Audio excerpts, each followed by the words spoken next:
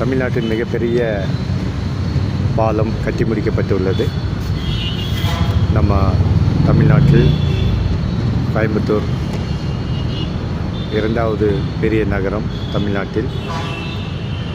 Avinashi road சுமார் 11 kilometre Neelambur இருந்து VOC park Gandhipuram அது வரைக்கும் உயர்மட்ட மேம்பாலம். இதனுடைய அழகே சிறப்பாக இருக்கும். ரொம்ப லென்த்தாக அங்கங்கே ஏறி இறங்கவும் சைடில் அதுவும் கட்டியிருக்காங்க. ரொம்ப பெருமையாக இருக்குது. கடந்த ஆட்சியில் ஸ்டார்ட் பண்ணாங்க, ஏடிஎம்கே ஆட்சியில் 2020, 2025 முடிக்கப்பட்டுள்ளது.